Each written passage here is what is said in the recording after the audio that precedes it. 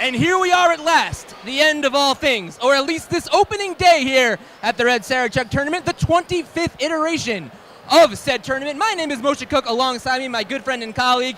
We've been doing this for a long time. You know what they say.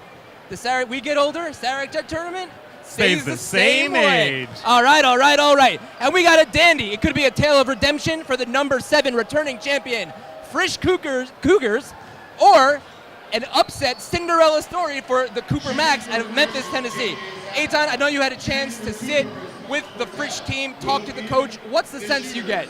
Well, I feel like I got two different senses going in. From the coach, it's they don't know what they're going to get tonight. They're coming off a playoff loss this week where they lost by 40 points. 40. What does 40 make you think of, Matthias?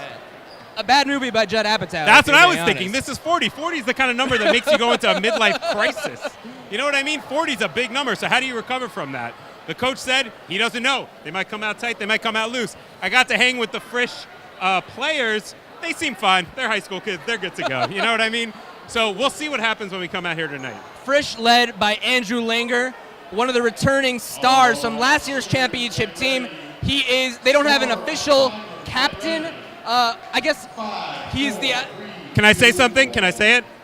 When you're the real captain, nobody has to make you it. You know what I mean? He's the leader of this team. It's going to be on him to set the pace. They like to run hard. They like to run fast. That's what they'll be going for tonight. And on the other side, we have the Cooper Macs out of Memphis, Tennessee, looking for a little Graceland tonight. The Cooper Maccabees have said that they played a tough league schedule, and outside of the league, they look for the tallest, fastest, best teams they can get their hands on. Well, I'll tell you this. Look at this roster on Frisch. I don't know if you can see them behind me. 5'9" and above. This might be the tallest Jewish high school basketball team I've ever been around. If the Maccabees wanted to play against the tallest, fastest team, they might have found him here tonight. And who should we look at as the X factor for the Cooper Maccabees? I think it comes down to one player and one player only. Owen. Josh Owen. Very, very smooth by me to remember his name. Definitely his last name, potentially his first name as well. But he's been their leading scorer, leading rebounder. He's the leader of this team. And now we're about ready to take it to the game.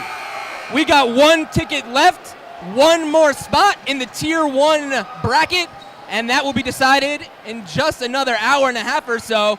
We'll be right back with the final game of opening Thursday. You're listening to Sarachek Basketball on MacsLive. All right.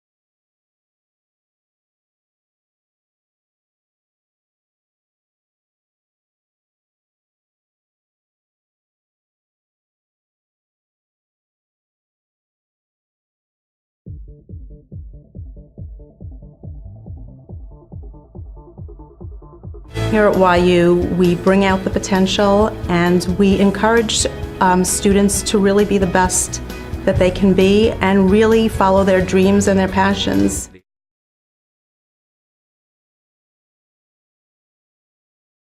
Where are you going to get such a thing? You have a Yeshiva University where you have students come together in a university yeshiva setting. 150 guys at a tish, rocking, singing, really getting involved in what the Shabbos experience is.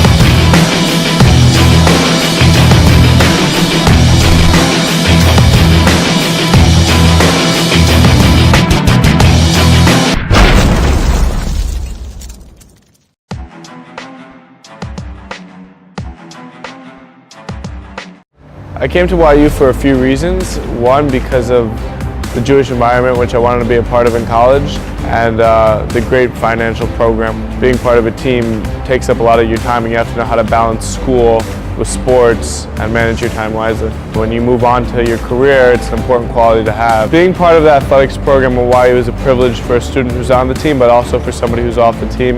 Everybody knows somebody that's on the team.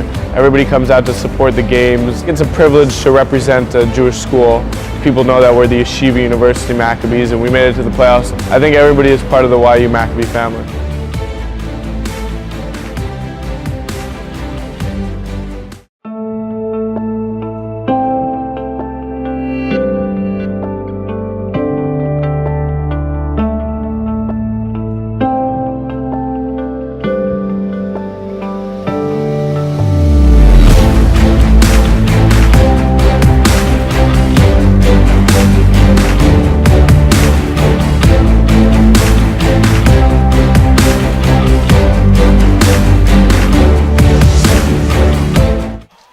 Hello and welcome back to the Max Stern Athletic Center. We are 4 minutes and 30 seconds away from the final matchup of opening day here at the 25th Annual Red Sarachek Tournament as the Cooper Macs get set to take on the Frisch Cougars. Again, my name is Moshe Cook. Alongside me, a man I've known for a long time since elementary school. It's Eitan Bednarsh, and we were just talking off the air, Eitan, and We often do, Moshe. we do often talk off the air. And a role that has been filled previously by one Dina Cook. It's the ceremonial Tim Gunn Make It Work fashion segment.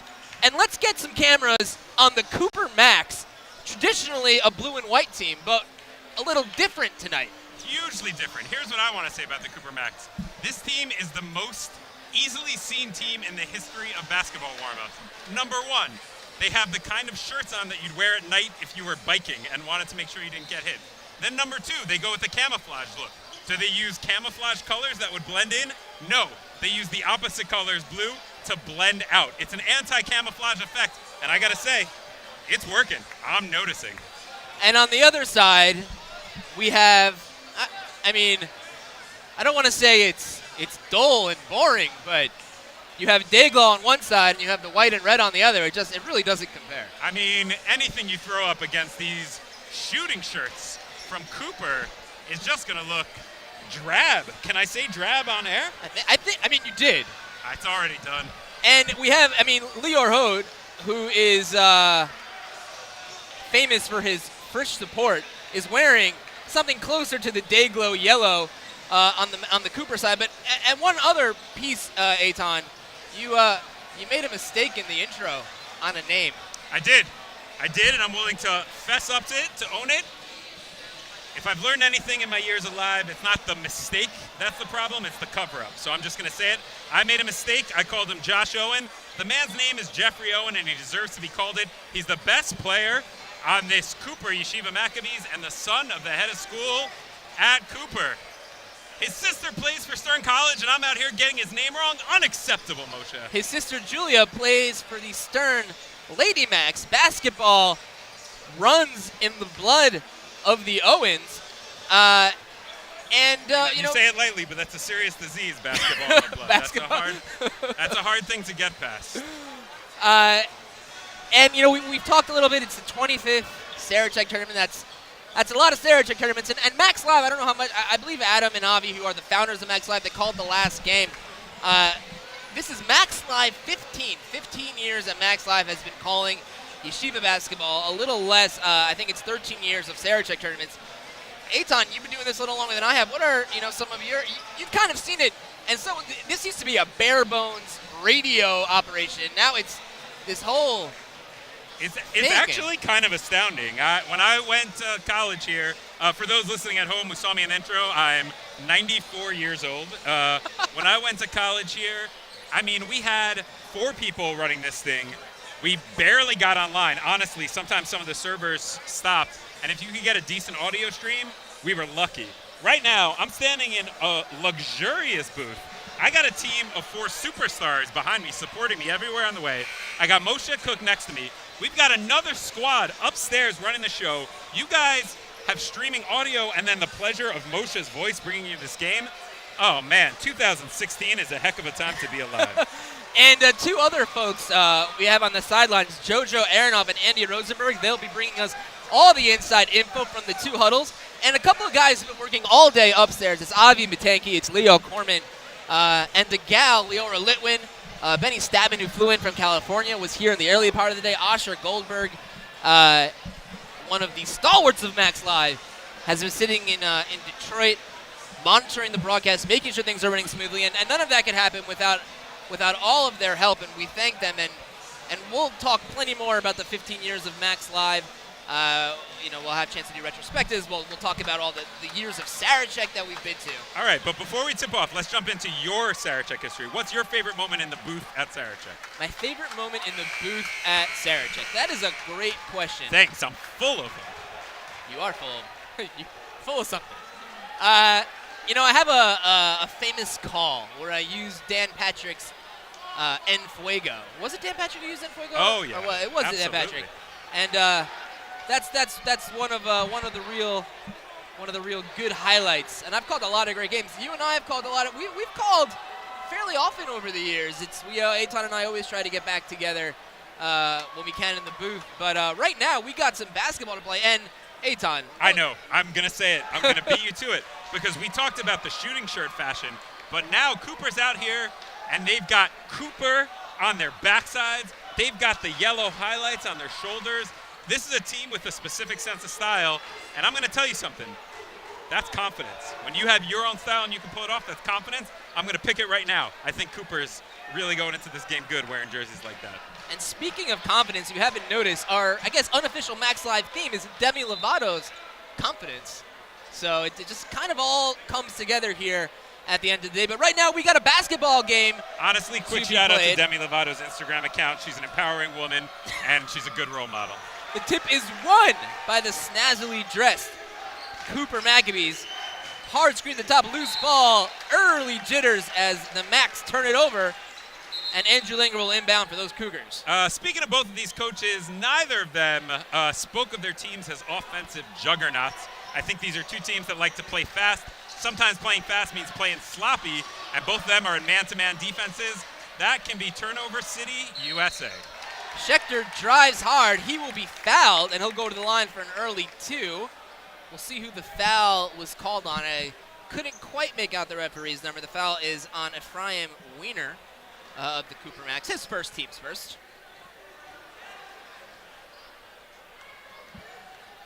Hey, Moshe, this is a thing I was thinking about free throws on the last game. Okay. I don't know if people were watching the last game, but it came down to free throws as the first one is no good. Do you think people would shoot free throws differently if rather than starting at 0 and getting a point for hitting it, you just automatically gave 2 and then lost the point for missing it? We can come back to that. The second free throw is good. Second free throw is good. Frisch, the coach told us they weren't going to press, and they immediately come out in a press. So the coach is gaming the booth right here. I've been lied to before. It hurts. It hurts every time. Here's J.J. Kemp, the point guard for the Cooper Macs. Loose ball. Controlled by Jeffrey Owen. And he gives back over to Kemp at top of the key. Gets a screen. Going under and nicely contested by Scott Levine. Will go the other way. It's a fast break. Stutter step. Nice body control. Puts it home. Josh Dukas.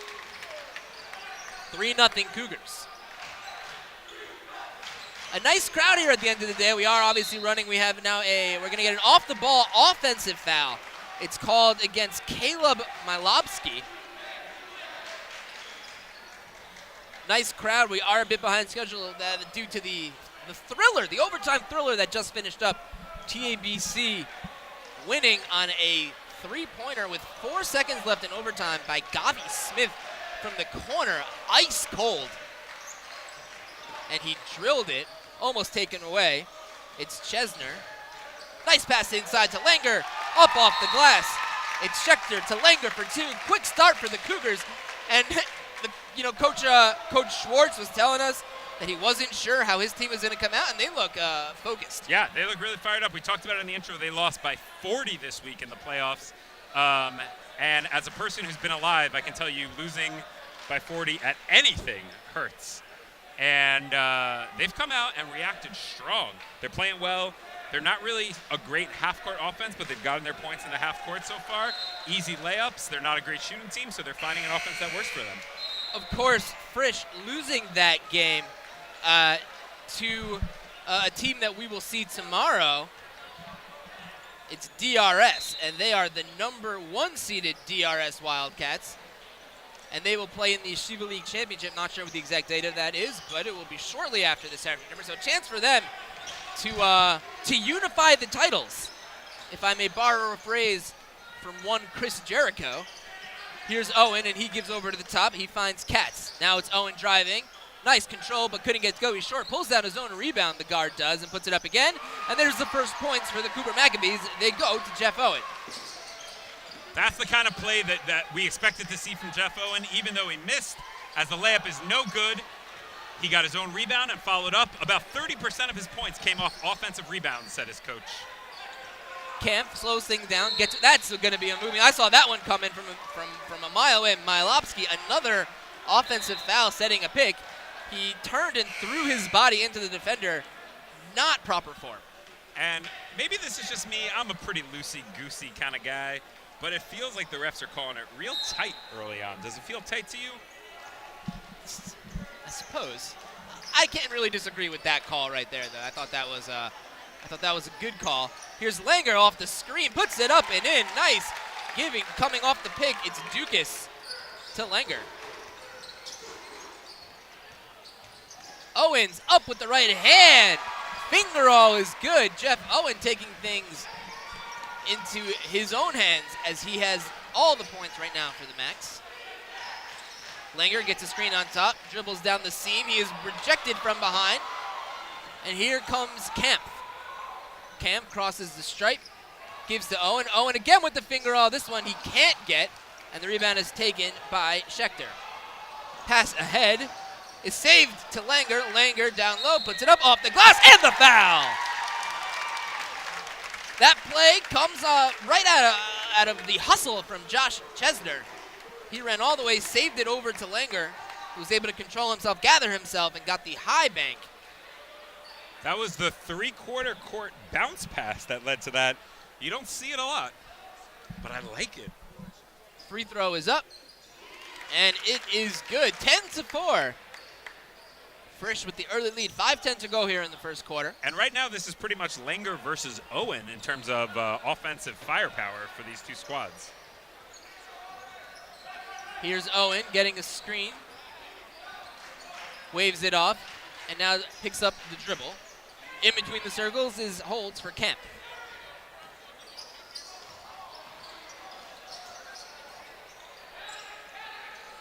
Good man-to-man, tight defense from the Frisch Cougars. Here's Owen, left side, pulls up just inside the arc, and he misses badly. And the rebound was controlled by Schechter, who gets it ahead to Chesner. Corner three ball for the Cougars is off the back iron, not there. That shot was missed by Scott Levine. We have a loose ball foul. I believe it was called. That's going to be on Weinstone. That's his third foul. Malopsky has 2 fouls. Early on, Cooper's really struggling. They're in foul trouble. Oh, did that go against Frisch? That ended up going against Noam Schechter of Frisch. It was his team's first. Cooper, though, with 4 fouls against them, so only 3 away from putting Frisch in the bonus for the rest of the half. Owens, now to the foul line. It's Kemp. Owen, 28 feet from the basket, now moving between the circles. Swing pass to Weiner. And now we're going to get a foul on the ground. And this, again, is going to go against Noam Schechter, so he picks up a second foul. Owen looking for an inbound, and he finally does get it in to Kemp. Owen now going through the seam. Beautiful take, scissoring through the defense, and he gets it to go. 6 points for Owen, 6 points for Cooper. And here's Langer looking for the answer. He's short on the finger roll. Rebound taken by Owen. Owen with the nice pass ahead. Here's the lane. Up off the glass is good. J.J. Camp gets it to go. And we're going to get a timeout by Frisch. So just like that, the Cooper Macs right back in this thing. And I do declare we have a special guest here in the booth. It's the one and only Joe Bednarsh, brother of Eitan Bednarsh. He is the athletics director here at Yeshiva University. Joe, welcome to the booth. Thank you very much. I expected you to say illustrious brother or a brother of the illustrious Eitan Bednar. Yeah, why don't you describe me as illustrious more often? I get the sense that Amir is more illustrious, I think. I don't know if fair. he's listening, but That's a deep cut Bednar sibling for those listening. Is that really I feel like that's not one of the deeper cut Bednar siblings enough. that I could go. I mean, it is just crazy talk. I'm now outmanned and outnumbered. So we'll see how I fare the rest of this broadcast going up against two Bednarsh. Wide open tray is not there for Dukas. And the rebound was taken by Camp. Owen scissors through. He is being double teamed. And he finds an open J.J. Camp who goes up, puts it up. Can't get it to go. Rebound taken by Chesner. And he gets it ahead to Langer. Langer with a head of steam. Langer, couple of steps, puts it off the glass. More points in transition for Andrew Langer. And I love it. He's getting layup after layup after layup. And there's an answer immediately by Elon Cooper for Cooper. Not confusing at all. I don't know that we've seen a shot yet from outside of, 6 feet? There have been a couple threes. Josh Dukas did just miss one, and he has the ball now at the top of the key. We're going to get an offensive foul off the ball. But this is on Noah Schechter. That would be his third foul. And it is against Schechter. And we're going to get an immediate substitution. Looks like Isaac Lafer is setting to check into the game. Sorry, that's 2 fouls on Noah Schechter. Either way, he exits the proceedings. 2:30 to go here in the opening quarter. Owen picks up his dribble. Not a wise pass. Read easily by Langer. Langer down the left side. Puts it up off the glass. Not there. Gets his own rebound. Puts it up again. Double clutch. And the foul. Andrew Langer gets it to go. Andrew Langer all sorts of feeling it here in the first quarter. And that's the second time that Langer's grabbed his own rebound, finished with a layup. Now he's back at the free throw line. I want to get back to my free throw question from before. Maybe we'll wait for when we have 2 shots at it. But I want Joe's opinion on this one as well. As the free throw goes in, we'll just tease that and get right back to it. I'm not sure if Joe heard the question, so we can pause it to him in just a bit. Here's Owen, guarded tightly by Lafer, and he swings it over to Fertel. Ball is thrown away, and here is Dukas. Nice take by Isaac Weinstock. Put a little English on that one, and it's 17-10. Frisch has opened up a little bit of a cushion here. We're going to get a foul on the outside. I think this one's going to go against Chesner. All right, Joe, so here is the debate. Yes. And I think we're getting into economics when we start talking about this. Well, obviously it's intertwined with basketball, so go ahead. Would free throw shooting be any different if rather than awarding 0 points and 1 per made free throw, we automatically awarded 2 points and then took away 1 for every missed free throw? Let's get back to the action, start thinking about it. Ball is knocked away by Frisch. Last touch Frisch. And it will be inbounded underneath by Ephraim Weiner. 3 ball from the top of the key. Misses badly, but offensive rebound was taken by Malopsky, who couldn't finish. Ball thrown ahead. Here's Dukas. Dukas off the glass and in. Really nice transition game from the Cougars. It definitely benefits them to be running and gunning. They're a tad more stagnant in the half-court set. Yeah, Frisch is doing a great job out of transition. They grab that rebound deep on their end, 2 dribbles, and then a 3/4 length pass. That's twice we've seen them throw the ball like that. And now a travel against Cooper. So down 9, 1:20 left in the first quarter, and Frisch coming on the offensive end with a chance to add some more. Inbounding the ball will be J.J. Zackheim, who just checked in for the Cougars. Lafer with a $1:14 to go, a 9-point lead. Kicks it out. Here's Weinstock. Nice little floater. Puts it home. Double-digit lead for the Cougars. And let's get our crack squad here to put a points in the paint graphic in your imagination if we can, because Frisch is getting all their points over there. And now a second travel in a row, another turnover for Cooper. You know, I don't know if they were going to take it literally, but acting like Mark Cohn, walking in Memphis going on right now. I'm going to take everything literally, generally all the time. So Mark Cohn, he's triangle shaped, and he ambles in Tennessee. Here's a 3-ball from Zackheim, is not there. Owen, with a head of steam, gets it ahead.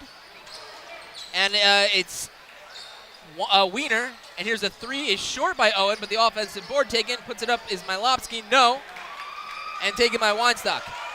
20 seconds to go in the first quarter. Here come the Cougars, it's Lafer. Weinstock pump fake, dribble drive, up with the right hand. Beautiful take by Isaac Weinstock, and it's 23-10. 9 seconds.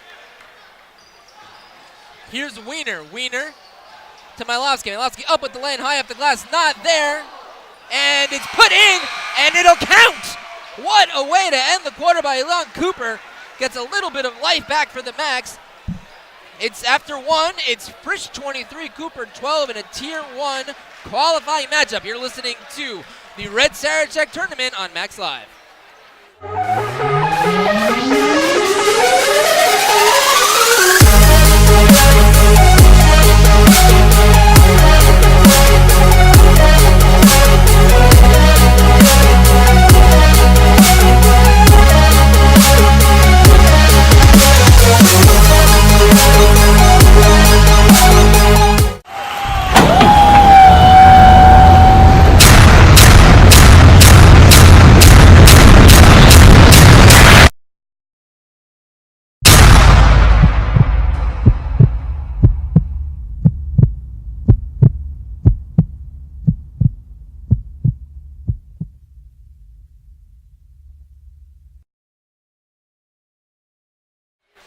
Welcome back to the Max Stern Athletic Center. Just seconds away from the beginning of the second quarter. Frisch leads at 23-12 over Cooper and Aton. You have an iPad in your hands. You look like there's something interesting on there. Let's hear it. Well, there isn't anything interesting yet, but that's on the people watching and listening at home to change that for us. It's time for me to plug the Clipped Keepas inbox. If you got anything that you want to say, send it our way. Feedback at MacsLive.com. Right now, I'm kind of stuck on my free throw question. I've never thought of it before. If you have any economics background and want to talk about it, would free throw percentage go up if we awarded 2 points and took away 1 for misses? What a backdoor cut. Boom, 2 points right at the start of the quarter. Frisch 25, Cooper 12. And they're in the full court press, Moshe. Yeah, I'm a little surprised to see them come out in the full court press up 13. They seem to be controlling the pace of the game, controlling the scoring. It's a little surprising. Loose ball leads to a travel. Looks like the Frisch player, JJ Zackheim, Lafer slid with it, and Cooper is bailed out. I feel like slip and slide rule should be in effect right there. At a certain point, there's nothing you can do to control it. You're just sliding. It's more a sweat and wood question than anything else. JJ Camp. Intense, heavy pressure from the Cougars. Here's Owen. Owen faces up his man, picks up his dribble, he gets into the middle of Camp. Camp, hot step, puts it in. Nice little touch from J.J. Camp, 25-14. You know, the thing about the man-to-man that Frisch is in right now, it means they have no presence in the middle. There's been a bunch of times where Cooper has been able to get point-blank shots pretty easily. Langer spin move blocked by Owen. And here comes Wiener. It's Camp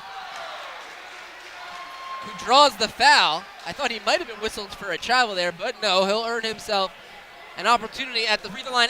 And I don't really sense a difference in your question of having the 2 point. You still want to make the shots. If anything, I would say positive reinforcement probably works a little bit. You have kids. So you think if we were going to start using my children as an example for how the world should be, the world would be in a very, very sorry place. Love my kids. This game of basketball would turn into a balloon chase in about 4 seconds. I was going to say, I think it's not as much an economics question as it is a psychology question. Go ahead. Right? Having something and then having the threat of losing it, Yep. or having nothing and having the ability to gain it is more of a psychology question, I think, in this situation than an economics question. Though, of course, now that I said it, it does sound very much like a freakonomics kind of thing. If you're Stephen Levitt or Stephen Dubner and listening to the game, email us, feedback@MacsLive.com. Skip pass. Jordan Kleinhaus tried to drive through the left side, but kicked off his own knee. And here are those Cougars in that full court press. Andrew Langer, who was on the bench, moving back towards the scorer's table. We could see him again shortly. Here's Camp. Camp could get in trouble. They got to get that ball across half court, and they do. Nice press break, nice pass, up on the right seam. It goes, and the foul. Mark Fertel will earn himself an opportunity for 3 points the old-fashioned way. That was a beautiful press break by the Macs. Beautiful press break. And I got to tell you, I'm enjoying watching Jeffrey Owen, not just because of what he's doing, but obviously he's been very well trained by his superstar older sister, Julia, who is a Skyline Conference All-Star this year for the women's basketball team. Now, if I'm remembering, is Julia not, are they also from Seattle, or is that somebody else? Yes, Julia, they're from Seattle. Okay. But playing for Memphis. Here's a steal Roll by it down, Owen. big Owen on man. the left hand. He'll get it Nice. to go. And the foul. As we mentioned, the head of school, their father, Rabbi Daniel Owen, just became the head of school in Memphis. So that's a recent move. Quite a pickup in free agency by the Cooper Macs. Sure is. He got traded for a rabbi to be named later, so we'll see how that deal ends up. 25-18. 6:22. Speaking of rabbis, and that's always a fun way to start a sentence. When Joe said that as Owen gets the free throw to go, and I'll come back to this point in just a second. 25-19. So Frisch has started to run away with it a little bit. Cooper has brought the lead back, has cut the lead to 6. With 6:13 to go in the half, and now we're going to get an off-the-ball offensive foul, so momentum starting to shift a bit. Whatever the Cooper coach said to his guys at the quarter, it's clear that they've taken it to heart. They are moving their feet. They were attacking the dribbler. They're attacking the basket. I'm really enjoying how they're playing now. And I know that we have JoJo Aronoff stationed on that Cooper sideline. If we could get some sort of insight of the strategy going on the Cooper bench that has ignited this little run by the Macs, it would be great to hear. Here is Owen controlling the point. The spread 1-3-1 kind of a motion spread looked by the Macs, and now we're going to get a carry called on J.J. Kemp, and it'll go back to the Cougars. I don't know. Put on like one of those like cool gloves that they sell at infomercials and loosen this whole thing up. This is being refereed too tight for my liking. Yes, but can you get 2 of those gloves, but for the price of 1 just with additional shipping? It's a Because great that question. would go for both referees. If you know the answer, email us at Sarachek at MacsLive.com. And nice dribble drive from Ben Gerber. 27-19 lead back to 8. Owen gets the beautiful feed from J.J. Kemp. He puts it home. And we immediately go the other way. Here's Andrew Langer. Langer going in, and the foul! Andrew Langer taking a huge... No. Now I can't tell if the Basket's good. It was a block. referee... I think Andrew thought that he was called for an offensive foul and did not react. He was baffled, discombobulated, but instead he will be rewarded for a tremendous take to the hole. Yeah, that was a great take, and I got to say, Cooper could for sure have gotten the charge there, and the young man moved just at the last minute. Really quickly while we have a break, Gavi Glazer wrote into feedback at MacsLive.com with a shout out to Daniel Katz, who attended Camp Sports a couple of summers ago and is a very good shooter. So a little scouting report from Gavi Glazer that Daniel Katz is a very good shooter. Back to the front court for Cooper. Free throw was good from Andrew Langer, opens up a 9-point lead. Oh, and nice pass inside to Kemp. Kemp pump fakes, nice defense, and he'll get blocked from behind. Ben Gerber standing tall, cutting off access to the basket. Inbounding for Cooper will be Cooper. and he gets it to Braverman. Now it's Camp who swings over to Owen. 4:57 to go until the Step It Up Sleepaway Basketball Camp halftime show. That's a mouthful, but it's coming up in just 4 minutes and 47 seconds. Nice pass inside. Reverse lay-in is good from Cooper. That was such a nice soft touch on that pass. Oh, you want to eat it with like a nice mozzarella. Gerber high off the glass and in. Athletic Strong takes to the basket on both sides of the floor. Here's Owen. Owen left sideline going. Reverse is blocked by Gerber.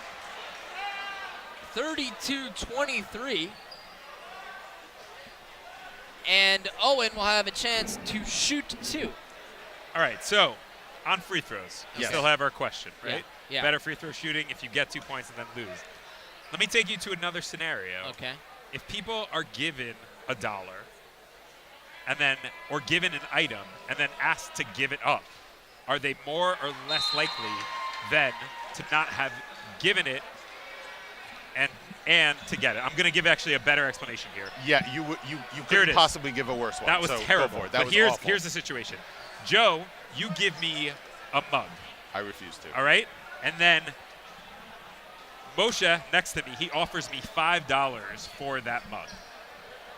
Versus Joe, you have a mug, and Moshe has to pay $5, and I have to pay $5 to get it. Okay, so it costs $5 either way. You have to stop. You have to no stop idea because what you're you've lost everybody on the broadcast. Hold on. All right, everybody's awake again. I will say this also. From having run hundreds of basketball games, right, in my tenure here, my 25 years here, I will say that awarding points and then taking them away is a difficult way to do the scoring for the table personnel. Hold on. You've been here for 25 years? Been at YU for 25 so years, you've been here for as many as there are Saracheks? Yes. I didn't work the first 5 Saracheks, but yes. Okay. Well, we can talk about that in just a little bit. Sure. Perhaps a topic for the Step It Up Basketball Sleepaway Camp Extravaganza halftime show.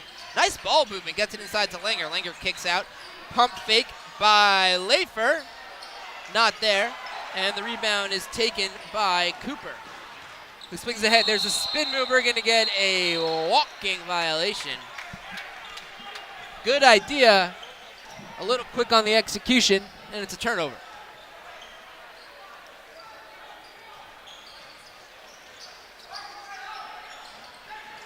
Weinstock puts down with the left hand, and he gets inside to Fishman. Langer off the elbow, a little bit of contact. Offensive board by Schechter. Here's a dribble drive by Weinstock, not there. And Owen with a head of steam. Here comes Owen. Owen, beautiful move going all the way to the hole, but he can't finish. And the rebound was taken by Fishman. Here we go the other way. Langer kicks out. Pump fake by Lafer. Lafer not there, but a little bit, I guess, was it a pass? Was it a shot that kind of got deflected into a pass? Either way, it's 2 points off the hand of Sam Fishman for the Cougars. Sometimes your body just takes over and passes or shoots for you. You're not making decisions anymore. He meant to press X and he pressed square. I hate when that happens. Camp on the give and go. Nice defense by Lafer, but he'll be called for the foul. He read that give and go all the way.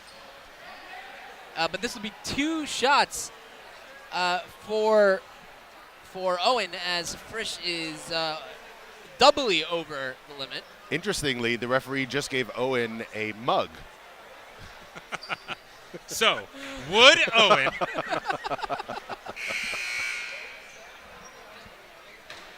some quick shout-outs while we have a scorer's table error, not to insult your squad, Joe.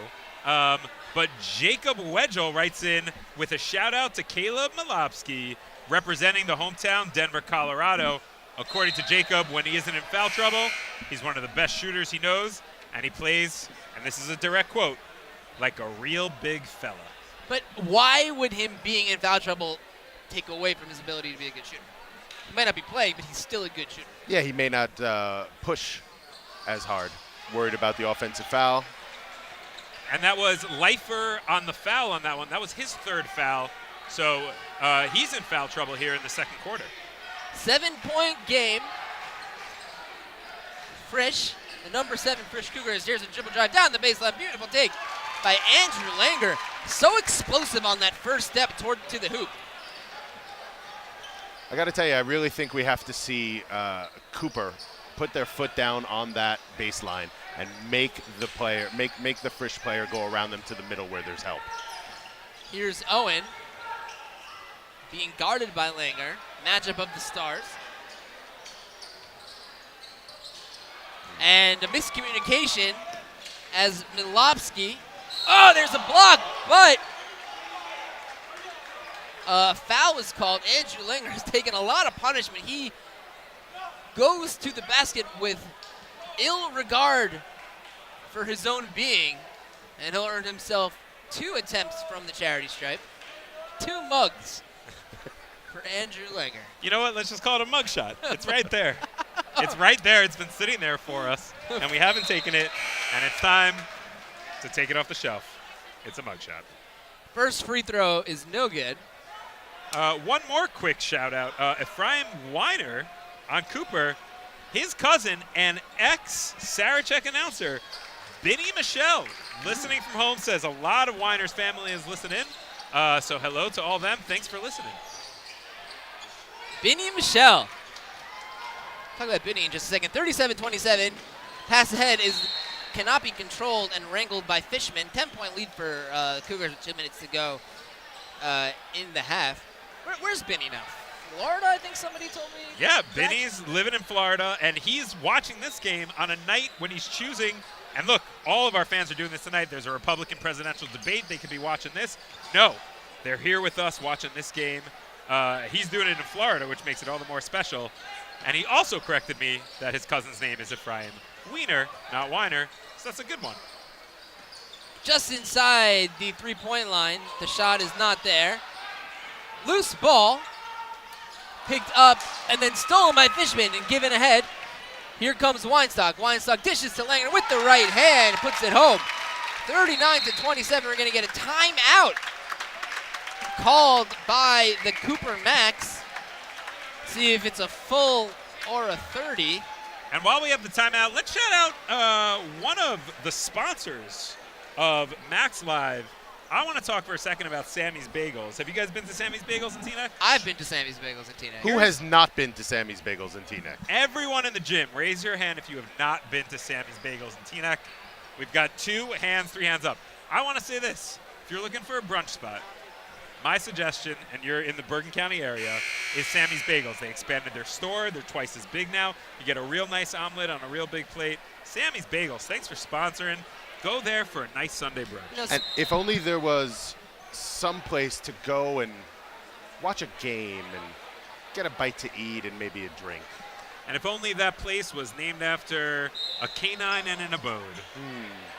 It's the Teaneck Doghouse. Doghouse, everybody. Thanks for sponsoring here us at MacsLive. Speaking of Teaneck eateries, a member of the MacsLive staff, one Jacob Herenstein, he's into the political game. I believe he's running for, is it city council? Now, if you just gave everyone free Doghouse and Sammy's, you win that election running away, if you ask me. But get out and vote. It's your civic duty. If you're so inclined, vote for Jacob.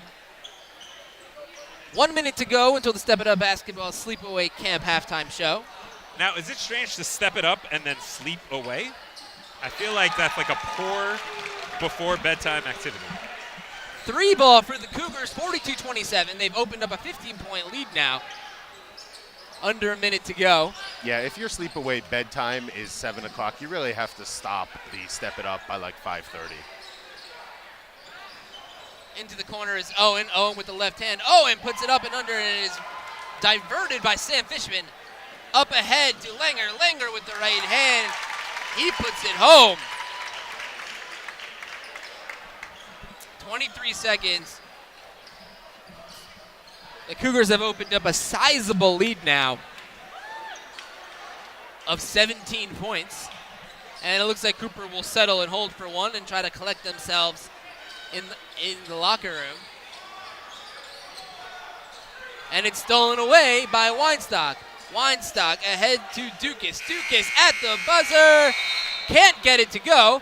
At the end of the first half, it's Frisch 44, Cooper 27. On the Frisch sideline, it's Andy Rosenberg. He's standing by with Coach Joe Schwartz. I'm here with Coach Ellie Davidoff from the Frisch School in Paramus. Coach, you guys are up 17 at halftime. What do you think's been working for you guys so far? Just pace and running the ball. Just keeping the pace going fast. We like to play at a fast style. And what are you going to be telling your boys in the locker room preparing for the second half? Keep it up. Very good. Thank you, Coach. Good luck. Thank you, Andy. Thank you, Coach Davidoff. Coach Davidoff. Welcome to the Step It Up Basketball Halftime Show. We'll be back after a quick message from our sponsors. Welcome to the Step It Up Basketball Halftime Show on MacsLive. Are you ready to step it up? Find out at timetostepitup.com.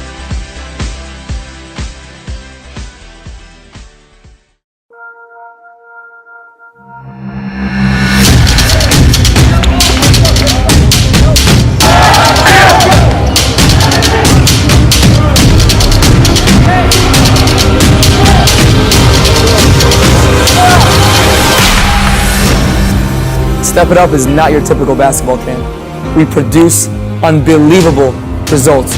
You will get better here. You will get better as a person. You will get better as a player. That's the Step It Up way.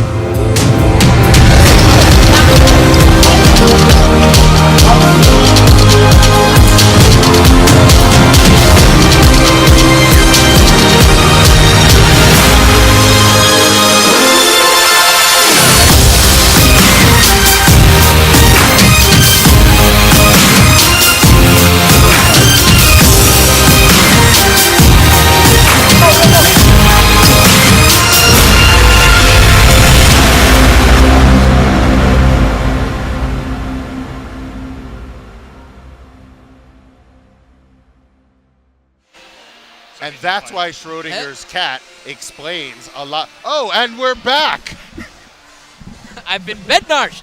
Welcome back to the Step It Up Basketball Sleepaway Camp Halftime Show.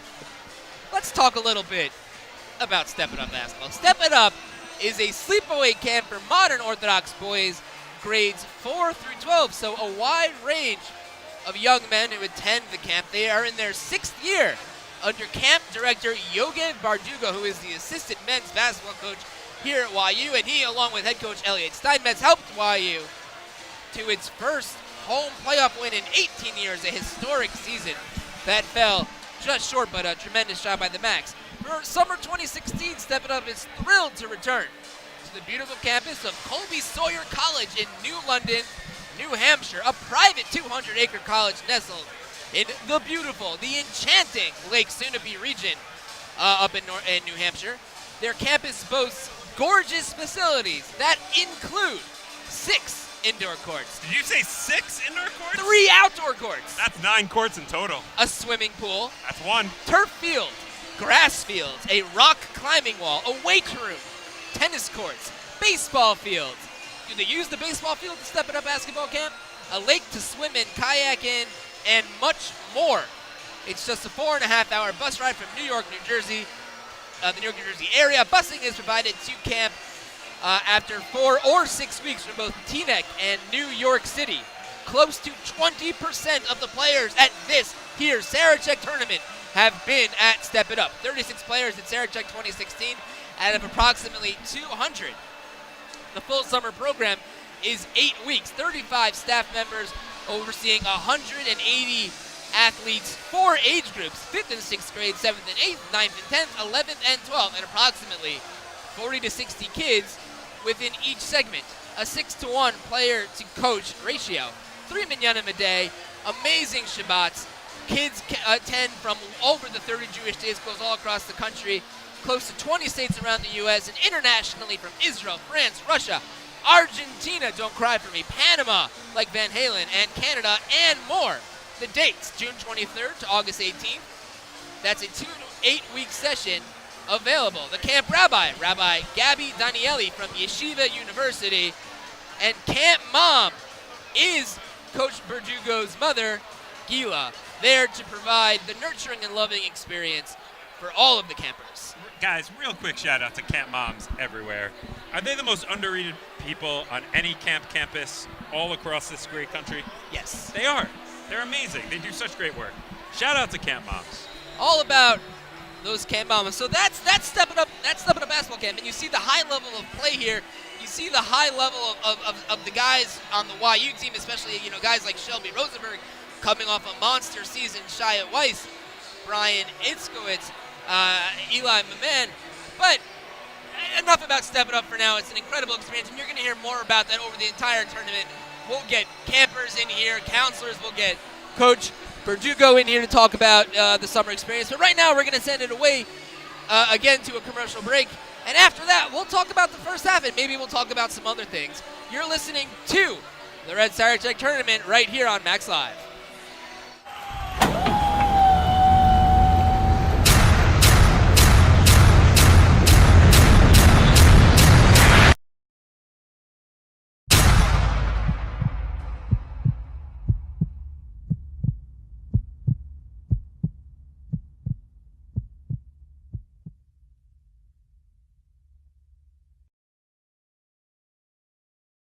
In Yeshiva University, I've been lucky to be on both the volleyball and the basketball teams. Being on the team has a huge effect on my academic life. The same way that I know I can push myself in athletics, I know I can push myself in academics. Going to shiurim at night instead of during the day, or going to them during the day when I've practiced at night, the Judaics is not compromised and the Jewish life is not compromised. When we go to other schools and we're wearing our Yeshiva University Maccabees sweatshirt and we're playing for Yeshiva University, it feels amazing to know that we're representing this school. I can thrive academically, I can thrive in my Judaic life, and I can also be on the teams, and I can also be involved in the athletic life. You can do it all here at Yeshiva University.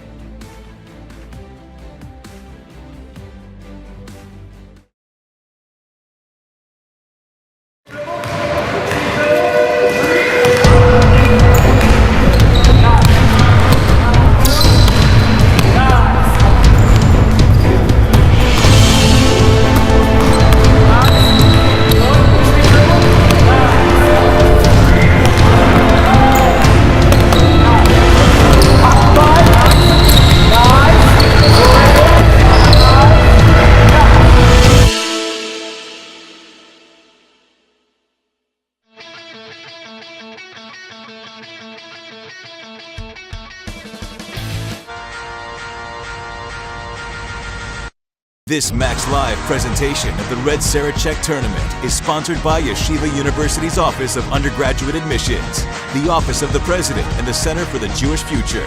Yeshiva University, nowhere but here. Hello and welcome back to the Red Sarachek Tournament right here on MacsLive, your home for all things Sarachek and Yeshiva sports. 2 minutes and 10 seconds to go until the second half gets underway of this final game, this Tier 1 qualifier between the Frisch Cougars, who have 44 points, and the Cooper Macs, who have 27 points. For a quick discussion on statistics from the first half, it's Eitan Ben-Rosh. I like it as a quick discussion on statistics, like I'm going to 538 this thing. I'm just going to tell you who's got points. Andrew Langer, 24 points for Frisch. That's in one half of basketball. I don't think in my entire playing career I scored that in two halves, or what's otherwise known as one game of basketball. 24 points. That's a great half by Andrew Langer. Great half. On the Cooper Maccabee side, we've got Jeffrey Owen, who I mistakenly for no reason called Josh in the lead up to this game. Jeffrey Owen with 15 points. So the lion's share of the scoring, more than half on both sides, is from one player on each team. Jeffrey Owen with 15 on Cooper, and Andrew Langer with 24 on Frisch. Well, obviously, you know, as athletic director for the Macs, I've got a soft spot for the Cooper Macs. And, of course, our superstar Julia Owen, her brother, got a soft spot for him. I'm looking to see what else he can bring. Do all Maccabee teams just, like, get along? Do they all hang out together? Is that how it works?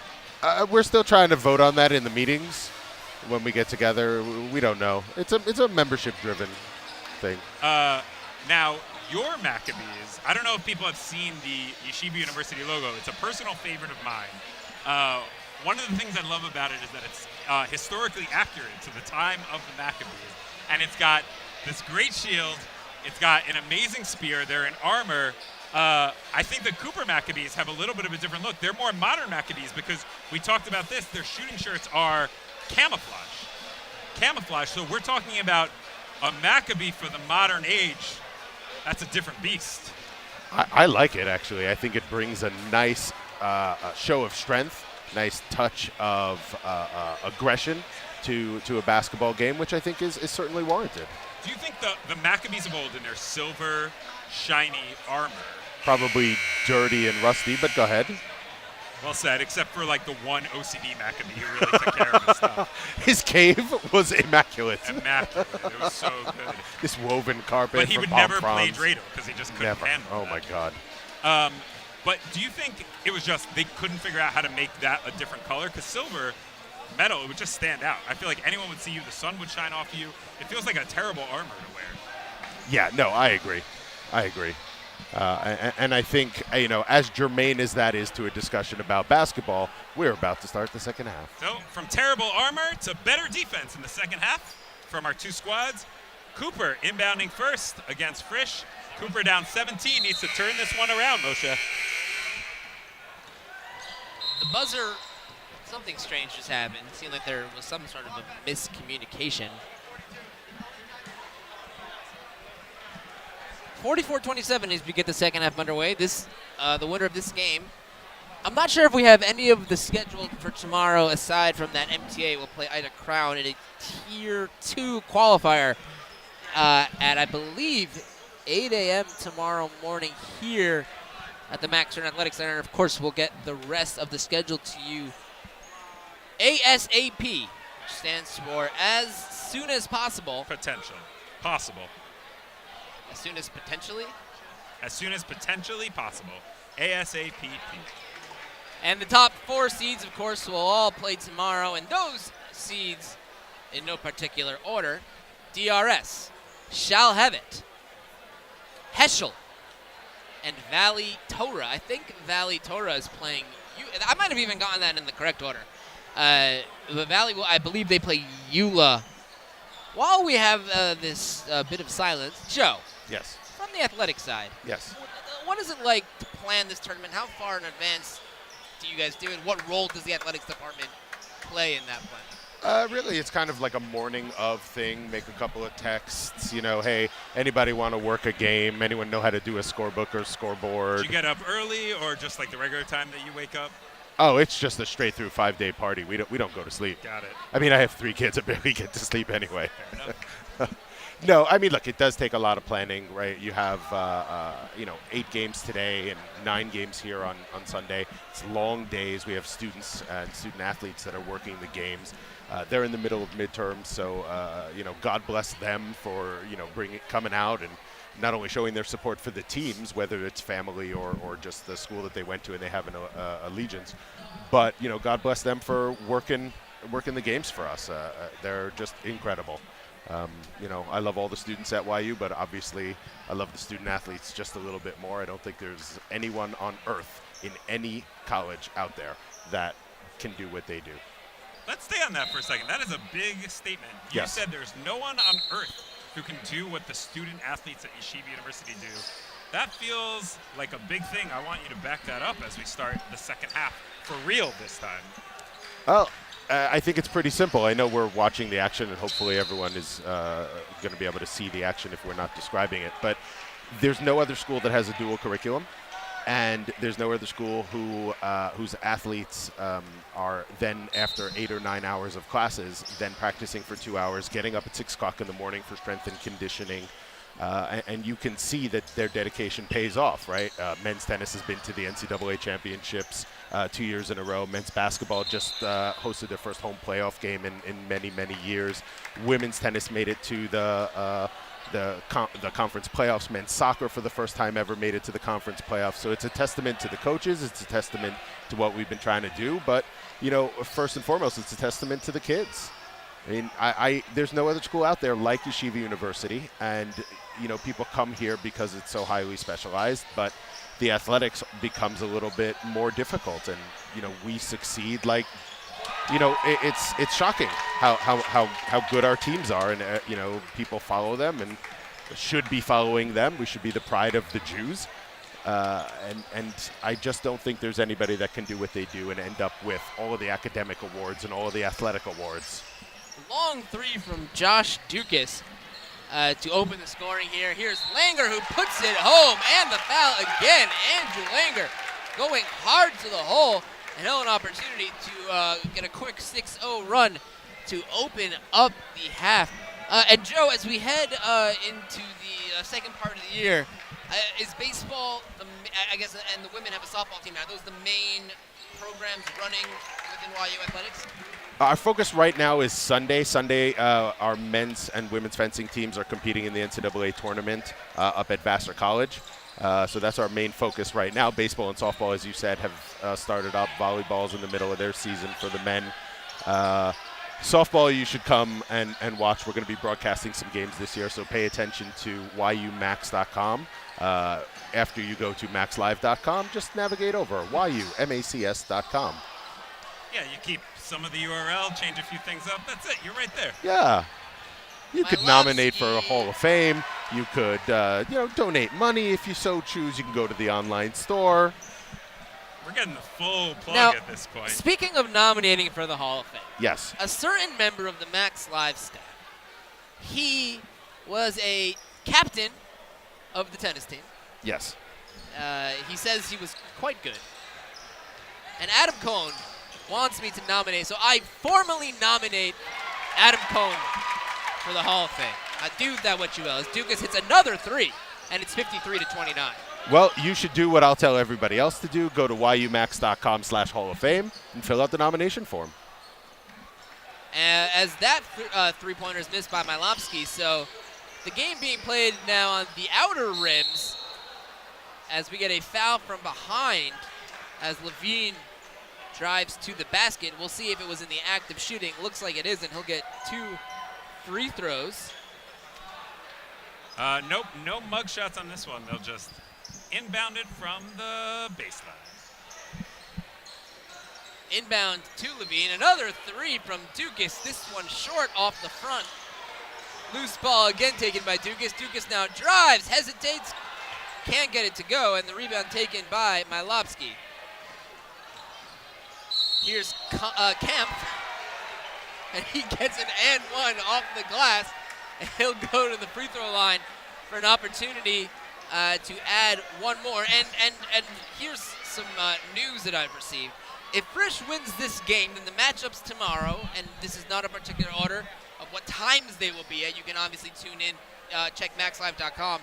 We'll have that up for you as soon as possible. DRS would play TABC. Heschel would play Frisch, so 2 Yeshiva League matchups. Shalhevet would play Weinbaum. Oh, it looks like we even have some times here. Right now, tomorrow at 12:30 p.m., EULA will play Valley in a California rivalry game. Oh, that's going to be a great. big game. And it's great for the West Coast. You wake up, you pour yourself a cup of coffee. 9:30 in the morning, you got some great high school basketball action. Friday at 2 p.m. will be Shalhevet and Yeshiva High School out of Florida. 8 a.m. will be MTA and ICJA. So the other games will be the 2 Yeshiva League games, DRS and TABC. One of those games will be at 9:30, and then at 11 will be Heschel and Frisch, or it could be DRS Cooper and Heschel TABC, depending on the outcome here. As Owen puts it in, 55-33, and here comes Frisch immediately the other way.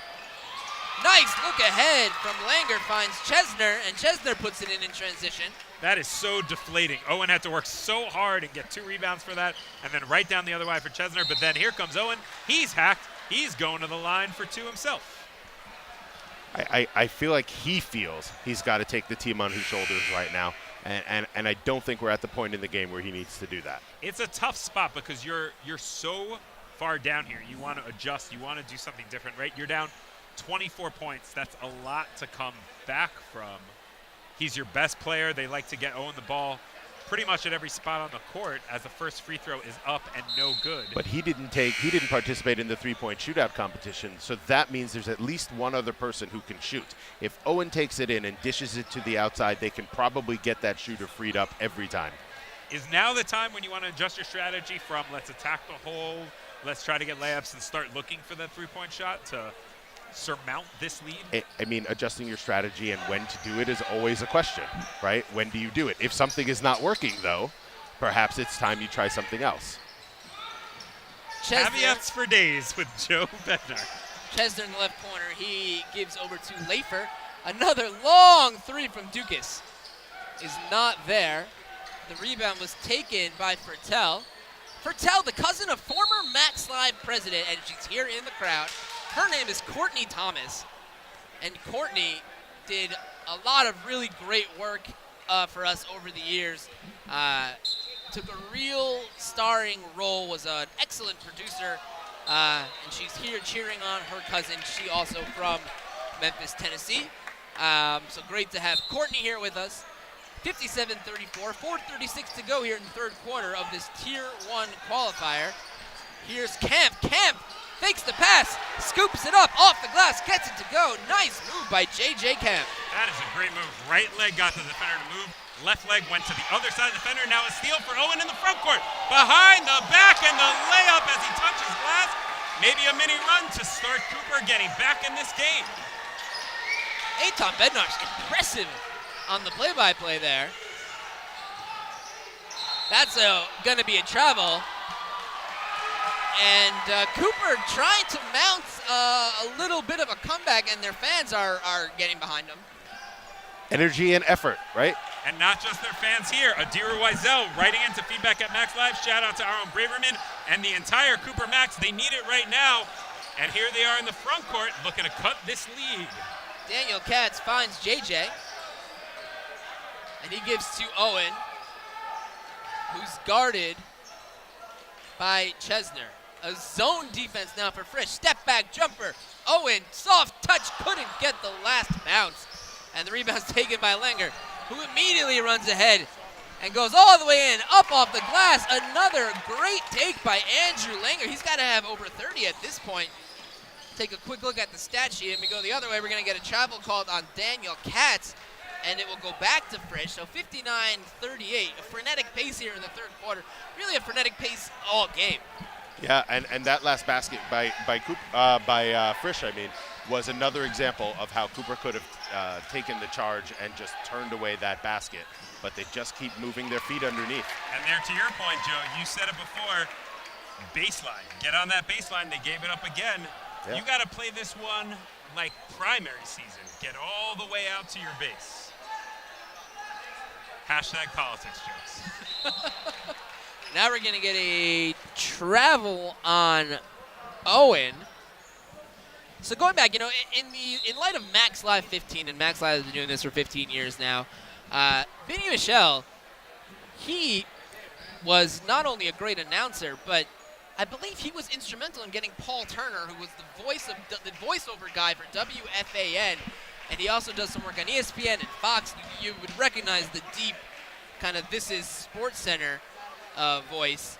I think he interned at WFAN. Yeah, I think that's correct. And he arranged for Paul to do our voiceover work for years when we were a radio operation. I offered to do it with my melodious voice. I was just about to say, I feel like you can go get Paul Turner, but you've got... Maybe I haven't been paying attention, but have you been doing the 5, 4, 3, 2, 1? Oh, yeah. I have to tell you, when I'm in a kosher restaurant and there's a senior trip from one of the schools and they see me in the kosher restaurant, they'll walk past and they'll go, oh, that's the 5, 4, 3, 2, 1 guy. For those at home who don't know, in between games, there is a three-point competition. Correct, a three-point shootout competition. And rather than recording any sort of countdown, Joe Bednar takes the mic every time, and he gives his signature. 5, 4, 3, 2, 1. There it is. 61-38. Cougars lead it. Here's Langer. Nice pass inside to Weinstock, who's had a couple of athletic takes to the hoop. Zackheim loses the ball. It's picked up by Katz. Nice getting back on defense by the Cougars. Here's J.J. Kemp breaking through the Matador defense on the left seam and puts it off the glass and in 21-point lead. Here's Linga the other way. Scoop pass. Gets it right back. He puts it in. You cannot allow Frisch to transition to the basket so quickly. Zach Comet in the game. Turnaround fadeaway from Owen is not there. Loose ball, last touch, Cooper. I got to tell you, if my last name was Comet and I had a daughter, Haley? for sure. Yeah. That's fair. Just to confirm, a bunch of people killed themselves when they thought that comment was coming? Yeah, they're one of the Colts. Okay. I think you're right. Cool. Cool. Well, thanks for taking the air out of that. Yeah. Here's Weinstock. Doesn't get it, and it's Owen the other way. Owen, head of steam, taking on a couple of Cougars, and he'll get fouled. He'll go to the line and shoot two. He's got great body control, and he does a great job when he takes it to the hole of hiding that ball inside of his body and not really exposing it to the defense. He caused that foul because the person couldn't strip the ball from him. Yeah, it's one of those things that's hard to describe or even really teach, but there are some people who the way they position their body gives them more space from the defender to get off a shot, and Owen does that pretty much every time. Yeah. When he takes his steps, he doesn't shift the ball to his outside hand along with the outside foot. He keeps it together in his chest and then only extends his arm to shoot the ball. So we were talking about the three-point contest that's been a staple here at Sarachek. Yes. Now, with the level of training and conditioning that these athletes now go through, how long until we have a dunk contest? I don't think you'll see a dunk contest anytime soon, and that's not a statement about the athleticism, but I think you run into more problems with a tournament of this length with someone getting injured. What if we lowered the baskets? Like real then, low. Then, Like then I'm in. Katz tried to sneak one inside to JJ, last touch Frisch. So the official schedule for tomorrow looks like, assuming that Frisch does carry on this game, at 8 a.m. here in the Maxner Athletic Center will be MTA and Ida Crown in a Tier 2 qualifier. Followed at 9:30 will be the top-seeded DRS against the 8th-seeded TABC at 9:30 a.m. At 11 a.m., you'll have Heschel and Frisch, assuming they win, of course. 12:30 p.m., Valley and Eula, really the gem of the day. And then capping things off, what should be another great matchup, as the three is drilled by J.J. Zakheim, is Shalhevet and Boca. And I think, and I don't know if he's still listening, but MacsLive broadcasting superstar Yoni Pollock, I believe he will be on the call for one of those games, and if my memory serves me, it will be that DRS game at 9:30. So tune in, and of course tune in for all of the Sarachek action. Every game played in this gym at the Maxner Athletic Center will be on MacsLive.com. And great hustle on that last play by Jeffrey Owen. Jeffrey Owen's old teammate, Shuey Strassman from Northwest Yeshiva High School in Seattle, giving a huge shout out for constantly giving it his all, even when his team is down, and we're seeing that today, really from the whole Cooper squad. The effort has been there, and Owen with the swat, and now into the front court. Owen blocking Langer. Now here's an open look three, and it is good from Mark Fertel. 22-point lead for the Cougars with 28 seconds to go here in the third quarter. And there's your three-point shooter, Joe. It doesn't have to all be Owen. Cooper now in a 1-3-1. They may have done that to slow them down in the front court and not let Frisch just run into their offense as quickly as they were doing. Yeah, I mean, I'm not looking at the stats, but for what I'm seeing is that there's a lot of points in the paint from Frisch, from transition, from rebounds, and I think if they spread out Frisch and make Frisch shoot from the outside, they probably have a better shot. Great pump fake, drew the foul, and it'll be inbounded underneath the basket with 6 seconds. Zakheim will inbound. We'll see if Langer gets the last second opportunity here. Every team has set plays for this situation. Here's Frisch. 4 seconds. Zakheim, top of the key, three-pointer, not there. Rebound by Owen. And that's all she wrote for the third quarter. After 3, it's Frisch 66, it's Cooper 44. In a Tier 1 qualifier, you are watching the Red Sarachek tournament right here on MacsLive. There is no group of people like the students you'll be with. There's no faculty and group of Rabbeim like those with which you will learn that can begin to compare to the experience at Yeshiva. I came here from Yale and Harvard, and I prefer Yeshiva College because the students are more motivated and because I see more progress from the beginning of the course to the end of the course than I did at those places. And so what he was saying is that you can tell the position of the molecule, but by virtue of telling the position of the molecule, right, you no longer can tell its speed. That's the amazing thing right now. We are both calling a game and not calling a game. It's exactly what Schrodinger foresaw. Or Heisenberg. Welcome back to the Max Stern Athletic Center. As we are just 2 seconds away, let's hear some stats 3/4 of the way through. Before I even get to stat, I get to Stat Man. That's Benjamin Stat Man, longtime MacsLive staff worker. He's given us a shout out from 35,000 feet up in the air. So either he's on an airplane or in serious, serious trouble. But thanks for listening, Benjamin. Quick rundown of the top players in today's game. We've got Andrew Langer from Frisch, who's been really tearing it up on the court, getting a lot of great looks at layups. He's got 31 points. And then Josh Dukas reversed those numbers, 13. 12 of those 13, I believe, are from behind the arc. I think he's got 4 threes in this game. On the Cooper Maccabee side, as another 3 attempt from Frisch, no good. The rebound into the front court. Here comes Owen again. Owen again, and as Joe, you mentioned before, great body control, and he banks it home. And that's Owen's 23rd point. Kemp right there with 10, Fertel with 5. That's pretty much the entirety of their offense thus far. Frisch into the front court, and their half-court set. Abramovich has checked into the game for the Cougars, as has Engelmeyer. Now it's inside to Abramovich. Fishman with some big man moves. Tall and lanky is Sam Fishman, and he has the ball knocked away and taken by Elon Cooper. And here comes J.J. Camp. It's Owen. Owen, pull up 3. Yes! Jeffrey Owen from downtown, and it's 66-49. So down 22 going into the fourth. A 5-0 run followed by a tournament. A tournament? How about a turnover? Followed by a turnover. There you go. That's it. In the tournament. Joe, you take it over from here. That's what I do. And they tried to roll the ball, and Langer stole it away, and he'll be fouled out of frustration by Jeffrey Owen. So they tried to roll the ball to keep the clock from starting. Waited just a bit too long, and it was stolen. I'm not going to lie. That's one of the silliest things I've ever seen.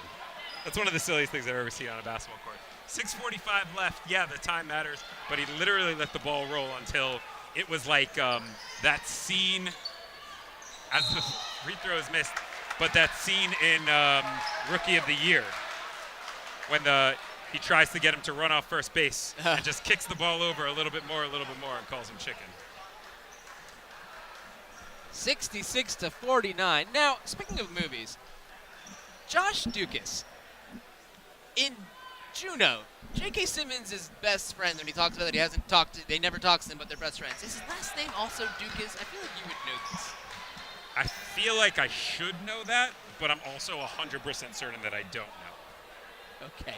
Well, if you do know, it's feedback at MacsLive.com. Speaking of the feedback at MacsLive.com, as the second free throw here is up and good, Batya Basin gives a shout out to the whole Cooper Max team. That's all of her, and according to Batya, you guys, speaking of Cooper, can do it, and now they're trying to in the front court.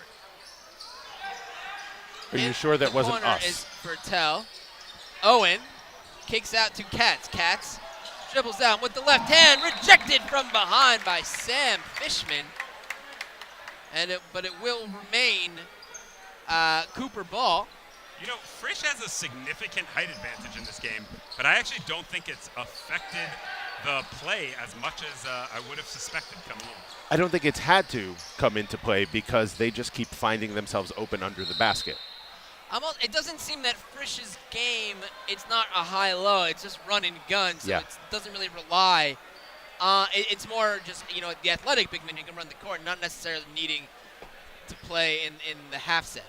Do you guys remember, speaking of run and gun, the arcade game Run and Gun? Let's see the replay. No? Why not? That's it. I feel like a lot of people played NBA Jam in the arcades as the first free throw bounces off the front rim and just quietly sits through the net. Can you sit through a net? No. Move on. What if you're a small fish? Then yes, move on. The second free throw here is going to come, but my argument, my point being, as the second free throw also touches the rim and goes down, Run and Gun is the better arcade game. NBA Jam is the worst one. A lot of people making that mistake. Clearly. 67-51, 6 minutes to go in the game. And it's stolen away by Fertel. And here comes Owen. Owen ahead to Kemp, and he will be fouled. And he'll go to the line and shoot 2. 22-point deficit coming into the fourth quarter. 2 minutes and 11 seconds have passed, and he can cut it to 14 right here. For all you people who were brushing your teeth. And you know who you are. Yeah, all you because you have minty fresh breath out there. All you disgust me. Not now, because your breath is super fresh and great. Yeah. But for all you who are brushing your teeth, on making that bed, ready to go to sleep, don't tune out yet, because, dare I say it, here come the Cooper Maccabees. Although, if you have a phone, we are available on Apple devices. We do stream on the iOS systems. That's true. I've been reading a lot lately. Ariana Huffington is pushing people not to have their phone right near their bed, that it's a distracting and a bad way to sleep. Kind of like stepping it up before going to sleep away. So I don't know. I'm not going to tell people to do that. I don't want to disturb sleep patterns. I think a good night's sleep is crucial for whatever you have the next day. Fishman just inside the arc. Misses. Offensive rebound was taken by Abramovich, who kicked out to Langer, who drove down the left side, drew a foul. And Andrew Langer will get an opportunity to add to his lofty point total. And I just want to point out that is the 4th foul on young Mr. Owen. He's got to be very careful with 5 minutes left. He is integral to this team's ability to cut the lead. First free throw is no good. He might even be integral. Either way, he's probably important. Either way, he's probably. Could be integral. Second free throw is good. 69-52. A nice score and a nice lead by the Cougars. 5:07. And here's Katz. Katz into the corner to Owen. Owen with the body control. Owen and the foul. And Joe said it earlier about his body control while dribbling the basketball. That was a great example right there. He used his shoulder to create space and then hung in the air, adjusted himself, squared to the basket, and made that look way easier than it was. And he knew he was going to do that from when he started dribbling on the baseline. All he did was look at the defender. Oh, he knew he was going to do that when he woke up this morning. My understanding is that they drew it up that way in the huddle at their last regular season home game. Free throw is good, so 3 more points for Jeff Owen. And I'll say this, no matter the outcome of this game, as Cooper is in a full court press, the Tier 2 bracket is shaping up to be a really good and competitive one. And I think we'll have a bunch of really great games to be played in that bracket. Here's Langer, who throws out to Schechter. Langer now dribbles, dishes off, beautiful feed to Fishman. Langer doing a little bit of everything, and 70 points for Frisch.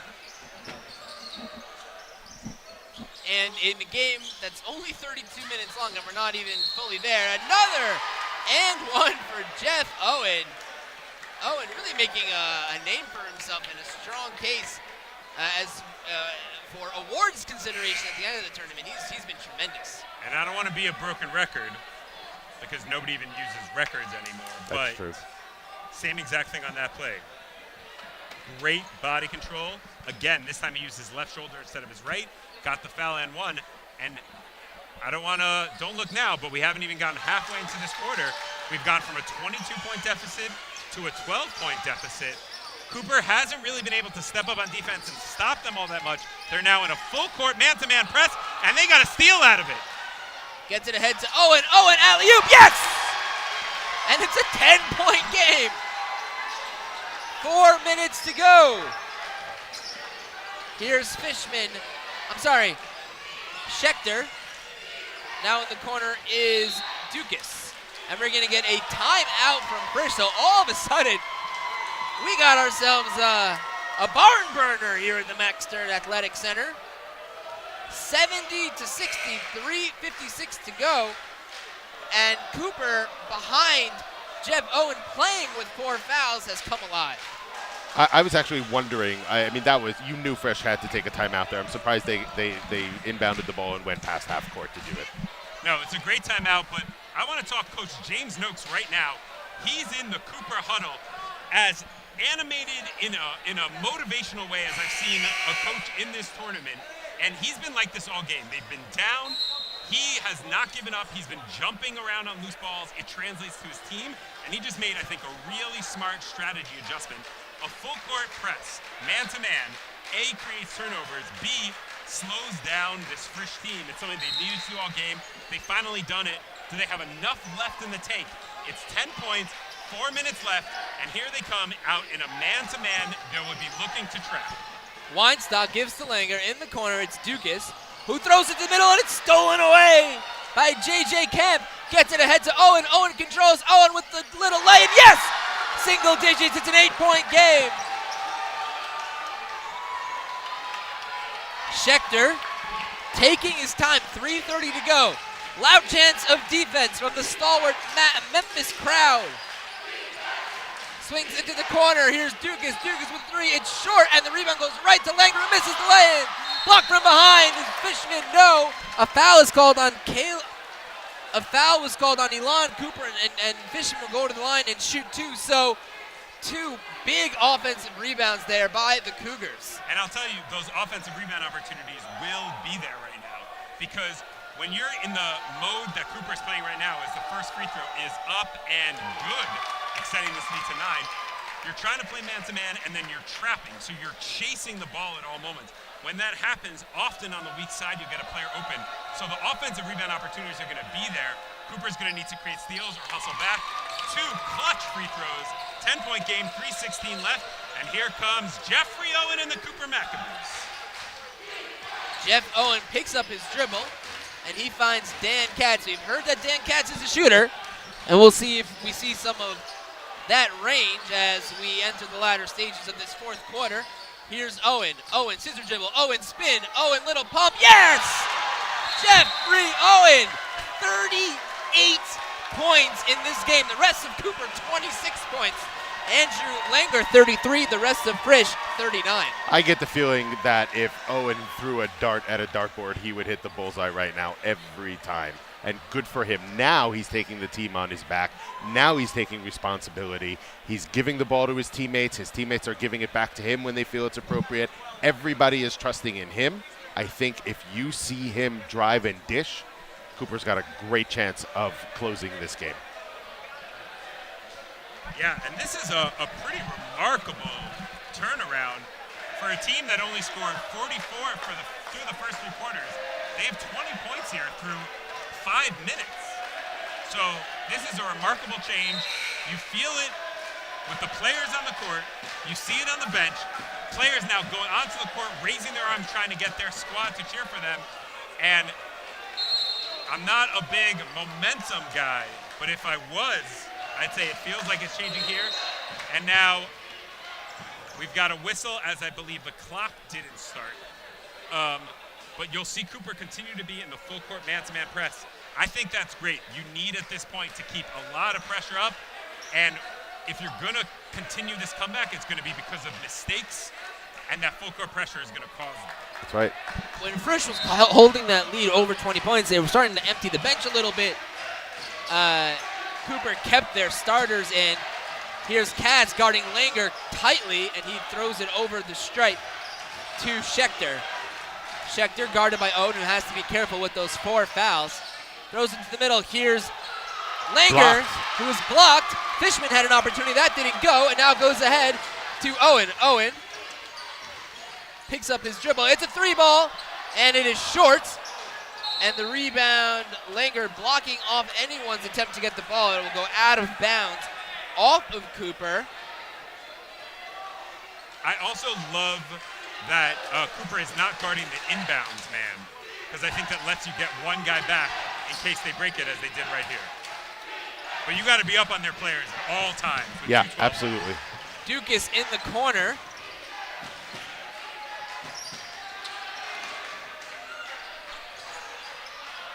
Dukas to Weinstock.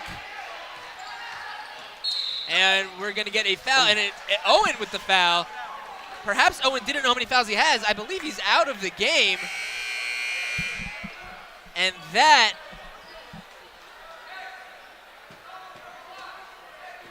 Oh, that is unfortunate. That is a tough break. We'll see if we have it right. We have that as his 5th foul, yeah. And the referee is telling the coach. The ref is telling Coach Noakes that is a huge mistake. Wow. Oh, Owen intentionally fouling, and that was his 5th one. It's going to take him out of the game. Owen with 38 of Cooper's 64 points. And he's now going to have to come out as he's fouled out of the game. A 38-point effort from Jeff Owen, only 3 points shy of the single-game record in the Max Stern Athletic Center, which was set, I believe, by one of the Feld brothers, as the free throw is no good and out of bounds, and it'll go back to Cooper. That record was set in 2008 by Yisrael Feld, who had 41 points in the game here at the Max Stern Athletic Center. We're going to get timeout for Cooper. Now back to that foul. And by the way, let's first praise Owen, who's off the bench, cheering on the side. He's out with his team. Playing or not, he's the heart. He's their captain. Oh, yeah, but let's get back to that foul. Did someone, I have to assume, maybe Coach didn't know how many fouls he had. I think it's a coaching failure. The fouls are up on the scoreboard. So coach can look. When the player gets 3 or 4 fouls, the table lets the coaches know. I think that's a coaching failure where he's trying so hard to motivate the players. I mean, where it's conjecture. But it seemed like he was trying so hard to motivate the players. Maybe they didn't discuss their fouling strategy. Yeah, but as I remember, I got the opportunity to play in this tournament. And when you're out there, you know when you have 4 fouls. Yeah. You know it because you change the way that you play. You don't want to foul out of a game. You don't want to come out. So if Owen didn't know or the coach didn't know, there's some breakdown in communication. I mean, obviously, in an 8-point game, with Owen scoring over 50% of your points, he's the guy you want out there. So the question for Cooper is, where do the points come from? Who steps up in the last 2 minutes of this game? Frisch now in a 3-2 zone. That's an adjustment. With Owen out, they may be able to switch their defense. And it's stolen away. The skip pass was tipped away by Schechter. Schechter with the easy lay-in, and we're back to 10. And if it's going to be anyone, I think it could be J.J. Camp, who has shown the ability to shoot a little bit, to drive a little bit, but the loss of Owen is so debilitating, and another skip pass is stolen away. This one's stolen by Andrew Langer, so things have come apart at the seams a bit since Owen's departure kind of took the life out of Cooper, which, it's almost as if they were shell-shocked that Owen fouled out. And that was an intentional foul called. That was clearly a frustrated Daniel Katz who committed the intentional foul. Langer's first free throw is good. Langer's got to be closing in on that record, too. He has over 30 points.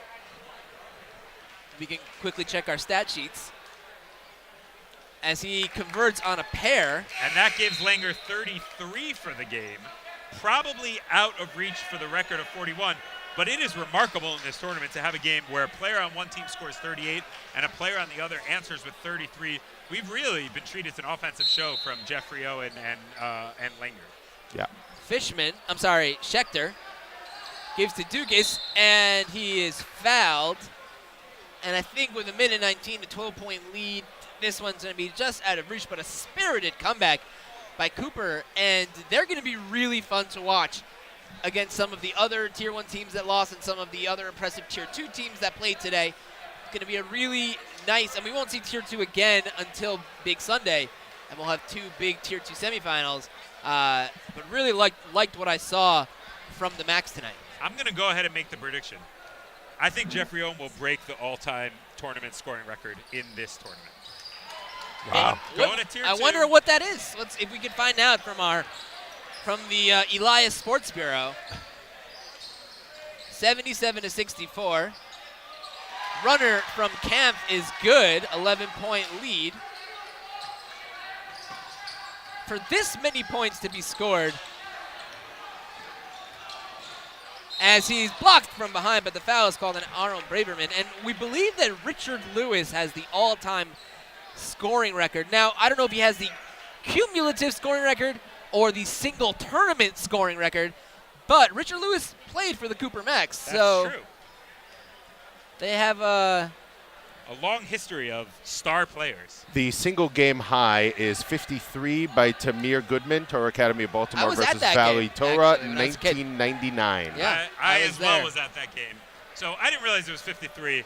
I don't know if he'll break 53, but I think he's got a chance of having another game in the 40s during this tournament. Well, I hate to say this, but I hope he doesn't. Because I think the team has a better chance of winning if he scores 25, 28 points. Layup is missed. That would mean the scoring is balanced. It's moved around. You got some threes from some of the outside guys. He doesn't have to take it all on his shoulders. I think, watching Cooper, in this tournament, if you score 66 points, you win more often than you don't. So maybe there are, a couple of the other teams they'll see in Tier 2, the Idic Crowns, the Mimos, they play the similar run-and-gun, heavy transition style of basketball. And if we saw anything tonight, Cooper is going to have to figure out a way to defend that style of game. I mean, both these teams in their next game, what we saw was a fast-paced running teams. What we didn't see was a lot of defense. So,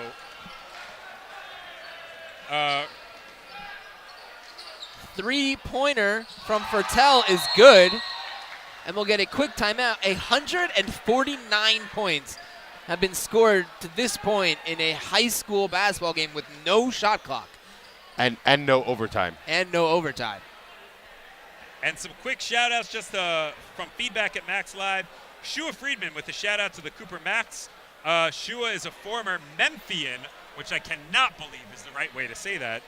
He's a current Denver resident, but he says once a Memphis, always a Memphis, which I also can't believe is the right way to say that. Grit and grind, y'all. Grit and grind. So since the MacsLive has been able to track stats, which is since 2008, the tournament scoring records, Yisrael Feld, 2011, 107 points. Yisrael Feld, 2010, 102 points. Mark Brenner, 2011, 79 points. And the rest are sort of in the 70s, but Yisrael Feld is on it again in 2009. Yisrael Feld just a tremendous Sarachek career. So that's what Mr. Owen is up against. I'm not sure if I agree with this strategy now down by 11 with 26 seconds left in the game to foul. I'm assuming the coach is trying to teach something to his players. Well, we got the last few seconds here in this game. Let's talk about tomorrow's schedule. 8 a.m. We kick things off real bright and early. MTA is playing Ida Crown in Tier 2. That's the 12 versus the 13. It saddens me to see my alma mater MTA in the Tier 2, but you got to be realistic about the hand that you're dealt. 9:30 a.m. we get DRS, the 1 seed versus TABC, the 9 in Tier 1. At 11, Heschel versus Frisch. And 12:30 p.m., the West Coast battle between Valley Torah and Eula. And 2 p.m., Shalhevet versus YHS. Those are our Tier 1 games for the day. And then we all do a real nice Shabbat in a hotel. In Tarrytown. In Tarrytown, where that feels like it should be some, song that Rabbi Goomba sings. And we're living here in Tarrytown. Is that not the song? And we eat all the challahs around. That'll be it for this one. Frisch advances tomorrow to take on Heschel in the Yeshiva League matchup. They take it 82-69 against Cooper. We did call out all the games that will be played here. Check out our website for the Tier 2 games that will be and Tier 3 games that will be played off-site, we also have a couple of games that we played Saturday night. We're going to send it away to a quick commercial break. Afterwards, we will have a couple of the Frisch players in the booth. Keep it right here as we close things out. You're listening to the Sarachek tournament on MacsLive.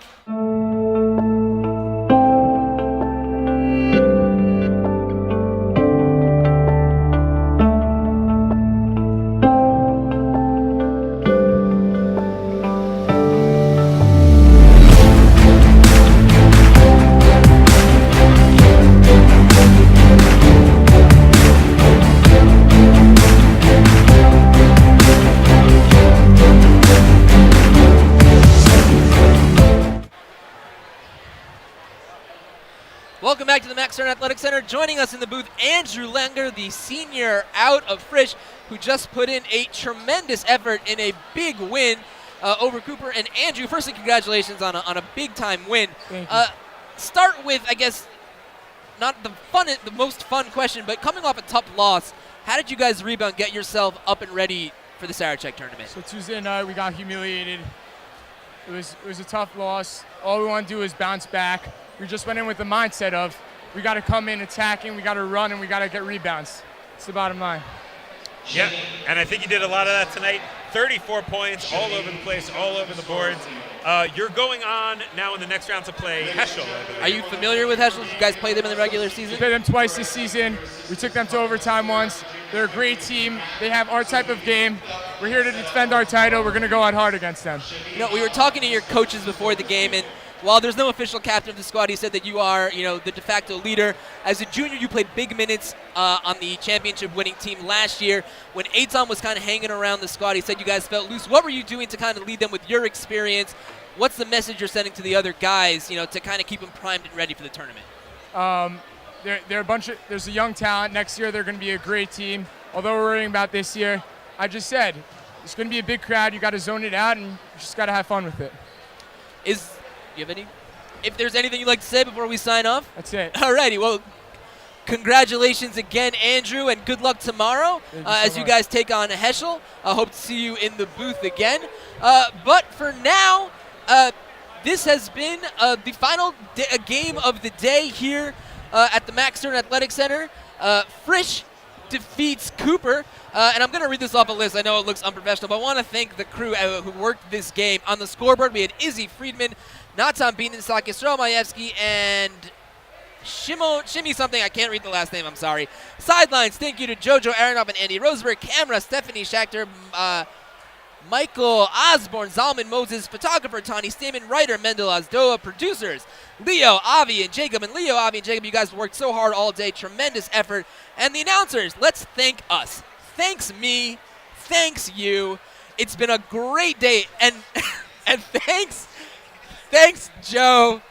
Thank you, Joe, for joining us in the booth. Once again, for Eitan Bednarsh and Joe Bednarsh, my name is Moshe Cook, wishing you a good night. Tune in tomorrow, 8 a.m., Sarachek Basketball on MacsLive. We did it!